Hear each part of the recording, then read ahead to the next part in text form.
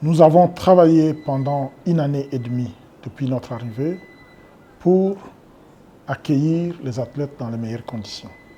L'Université de Kinshasa a été une option que nous avons présentée officiellement à l'OIF qui a, avant de l'approuver, envoyé les architectes internationaux qui sont venus, qui ont inspecté, qui ont fait des observations.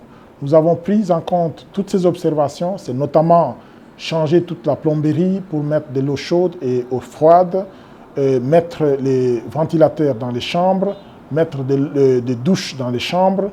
On a fait tous ces travaux. Aujourd'hui, l'Université de Kinshasa est prête à accueillir les 3000 athlètes que nous attendons ici à Kinshasa.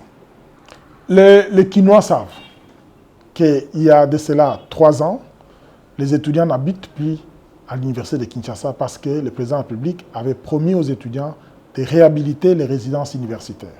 Il y a eu des travaux importants qui ont été faits. Pendant ce temps, l'université était, donc les résidences étaient fermées. Et donc, lorsqu'on a pris la décision de loger les athlètes à l'Université de Kinshasa, nous avons fait des travaux importants. Et pendant ce temps, comme je dis, il n'y avait pas de personnes qui habitaient là-bas. Donc, nous, on a prévu d'accueillir les athlètes à partir du 23. La CONFEGES, qui est la conférence des ministres de l'éducation et de la jeunesse, a sollicité pour faire venir plus tôt les athlètes de certains pays pour venir s'entraîner sur place. Nous avons aménagé des espaces pour eux, on a aménagé des hommes pour eux. Il s'est fait qu'il n'y a pas eu ces réglages-là pour permettre à ce que l'eau monte dans toutes les chambres où nous avions logé ces athlètes. Ça, c'était le premier jour.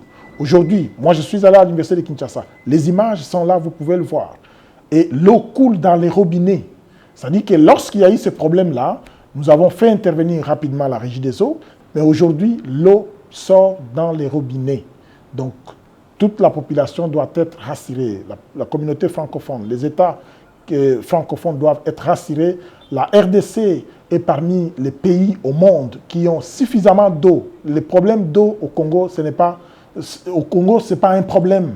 Et je peux vous assurer qu'il n'y aura pas ces problèmes-là parce que le gouvernement a pris des décisions importantes pour qu'on puisse renforcer les systèmes d'eau. Et cela, on le fait également pour nos étudiants qui vont occuper les résidences juste après le départ des athlètes.